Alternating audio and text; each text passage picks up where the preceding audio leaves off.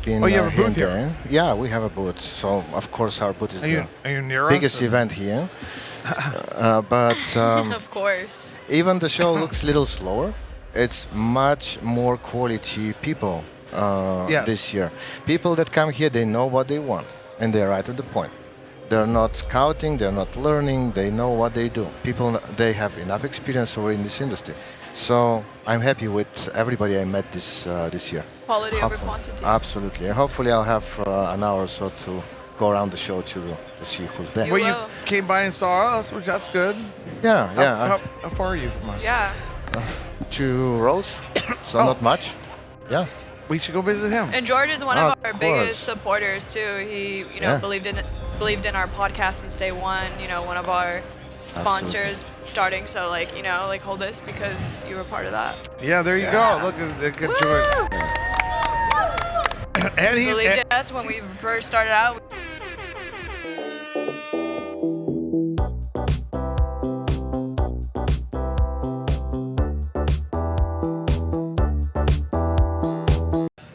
I feel like we're taking off space.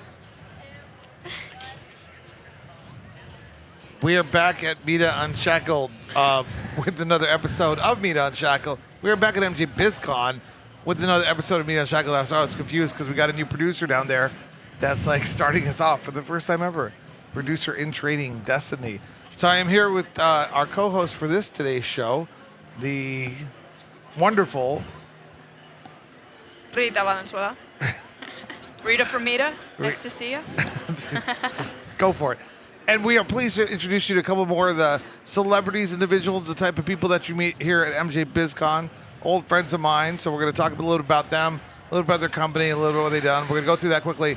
Then we're going to talk about MJBizCon, the experience, how the week's been for them, and what you might have missed. They're going to share with us the good stories that they have come to experience. So George, let's start us off. Tell us a little about you, your history, and what you do. George Stanchev, CEO of Pure5 Extraction, the company that creates the best technology that produces the super smooth vape, Pure5.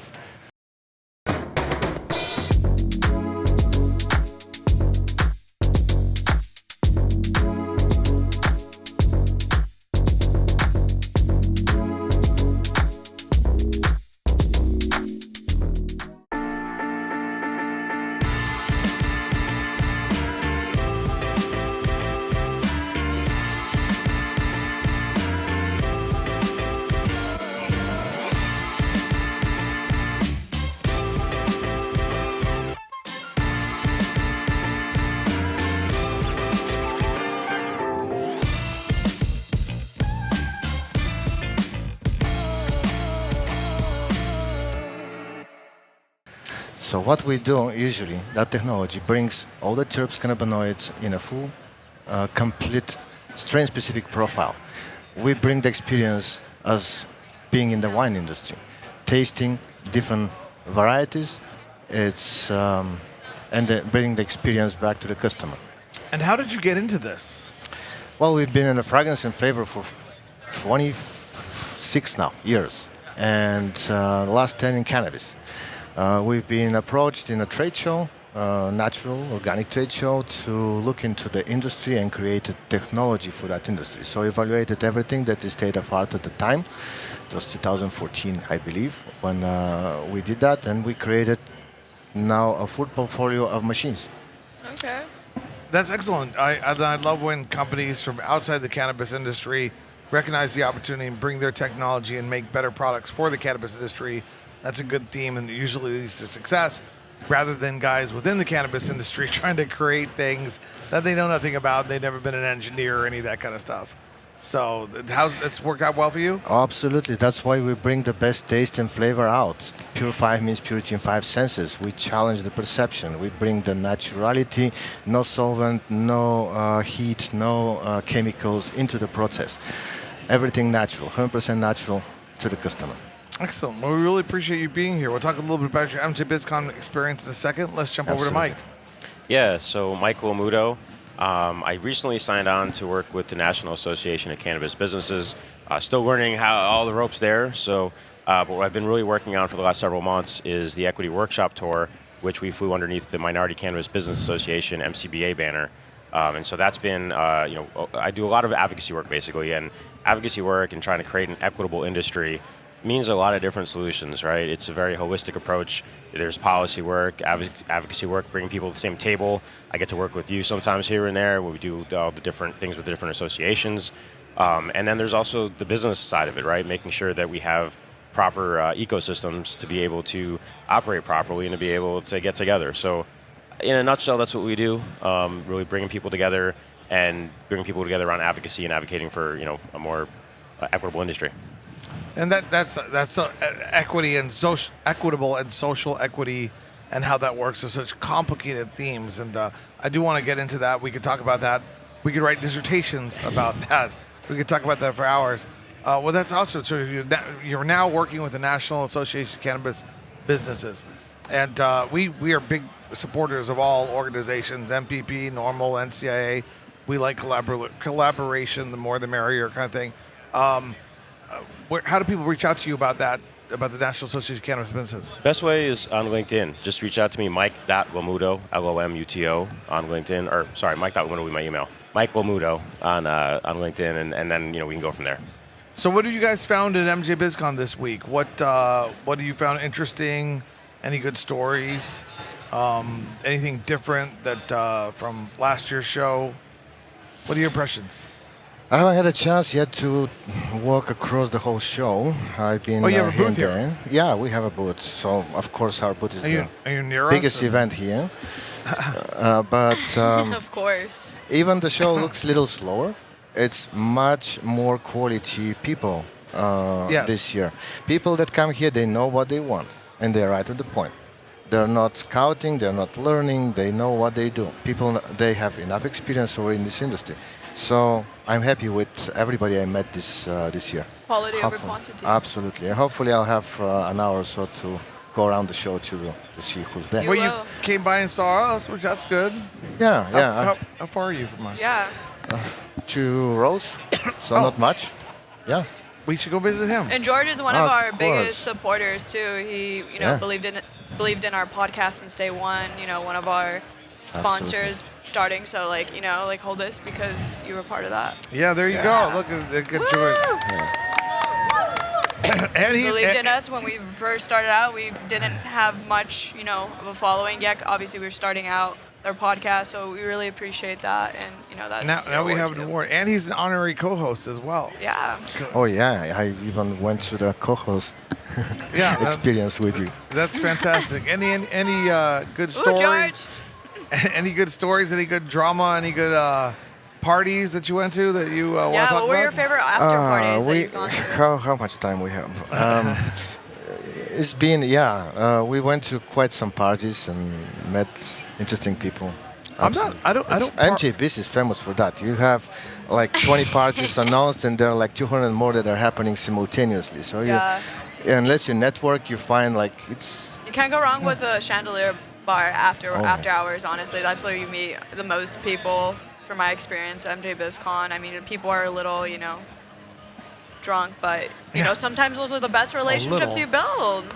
You know what I mean? Absolutely, yeah. So, how's your MJBizCon experience been like? It's been amazing. Awesome. I mean, the M4M party, the Minorities for Medical Marijuana party, the Dice Mixer, that was incredible. It always is.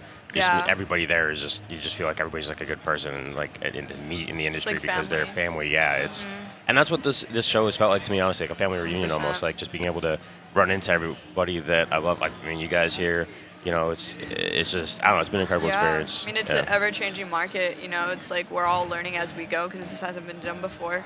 Yeah. And so that's why we brought this podcast, is for people like you to share your insights, experience on everything's going on. So having you two on here is awesome. I really don't go to the parties anymore. I just find a lot of the You are conversations. the party, that's why. I find the conversation. No, we try to have like a little party here, while everybody's like sober, thinking that they have to do business and conversations about business, and you know what I'm saying. And when you get to the parties, there's a lot of quick, shallow screaming and yelling. Hey, how you doing, man? Have a drink. How's it? This?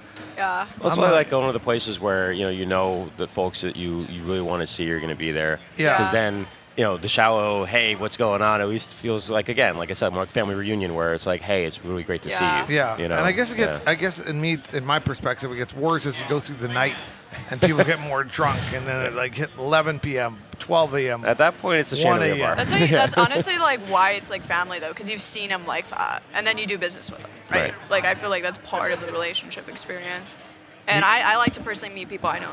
No. You get drunk, you get messy, you get high, you roll around in the dirt.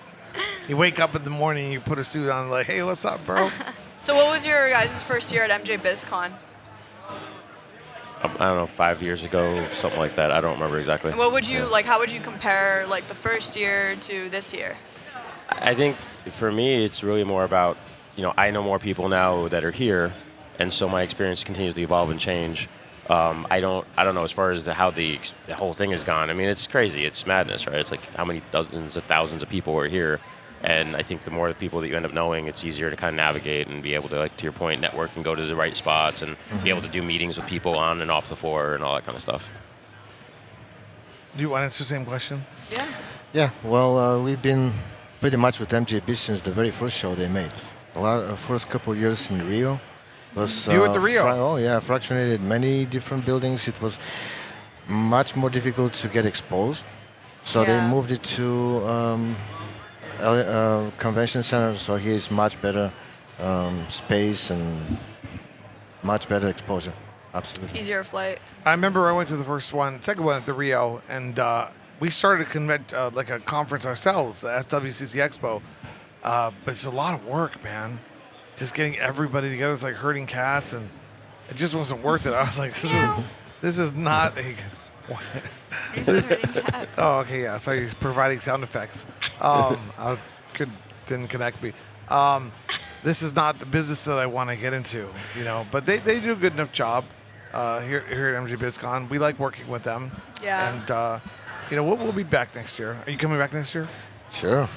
Do we know the dates it's going to happen next year? It's in December, right? Yeah, like the first week of December. It's like December 6th or something like that. Again? Yeah, around this time. I personally liked it more in October, like right before Halloween. Yeah, we'll see what time. happens. It's not too cold. So what else should people know about your work and your advocacy and what you do? How can they help you and how can you help them? Yeah, so with MCBA, Minority Cannabis Business Association, we got a lot of things coming up in 2024. We just got approval to do about 30 dates for the Equity Workshop Tour. So we'll be all over the country doing these workshops, bringing people together.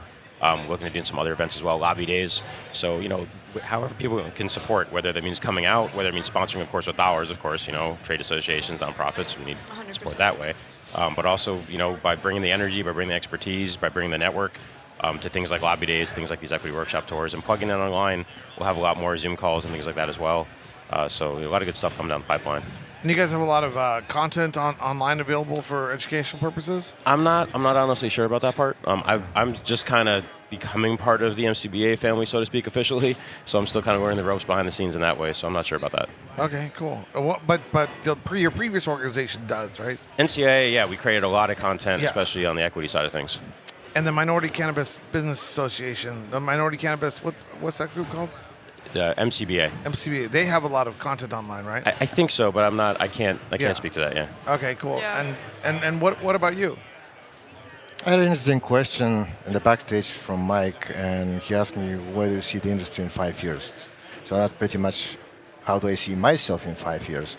So that's kind of put me thinking into it. Like what we're trying to do with our technology is being experienced.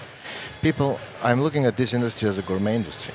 Literally, like you collect a wine and you can collect different strains and you can experience every day, and the medicinal values are important to be there too. So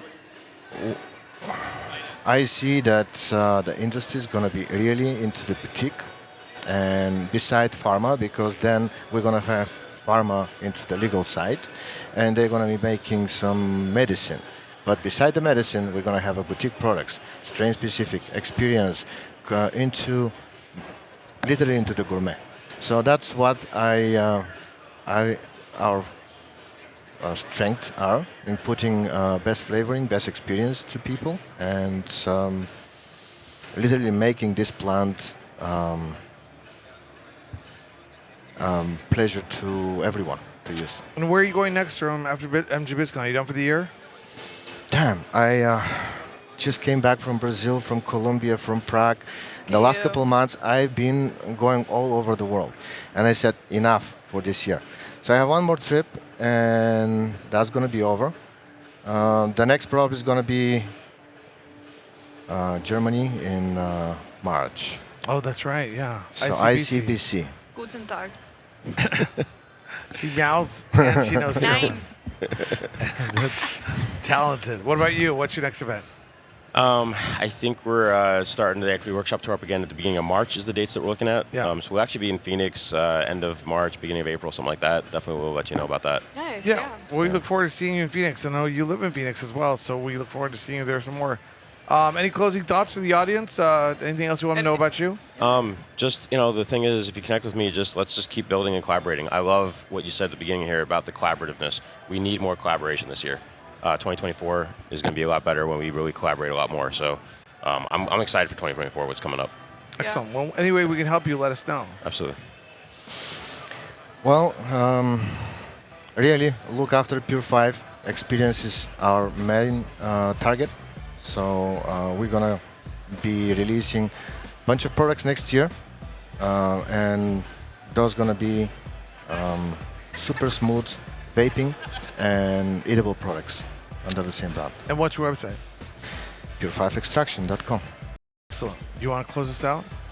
Yeah. So that was an episode of Meat Unshackled. But before we close out, I want to ask you guys. So what's like the biggest motivation, like motivational quote or like insights you can share just to close this off? Each of you. That's a tough question. Yeah. Wow. Like just mitigating through this industry. Like what like I don't know. I'm just. You could use. I'll say you win or you learn, right? I love that Wait, that was expression. good. What was that? You win or you learn. Here you go. Yeah. I like that one. Yeah. That's a good one. Yeah. Put on a My shirt. biggest struggle in the industry was education because I usually look for, I'm thinking like 5 years ahead and I show people something else. And if they look at today, they're not going to see it now. So I would advise people to be more open and really think about the choices because there are so many choices. And these choices need to work for them because everyone is specific. One strain can work for one guy, one technology can work for another guy. So it is very like guys think. I would have said, there is no try. Do or do not. What is Absolutely. it? Do or do not. There is no try. How's that? It's Yoda. I'd give it a 5. I'd give it a 5. Out of 10 or out of 5? Out of 10, yeah, definitely. Maybe 4.5 actually. Track Well, this has been another episode of Meat Unshackled, and we will see you here later on at MJBizCon. Awesome.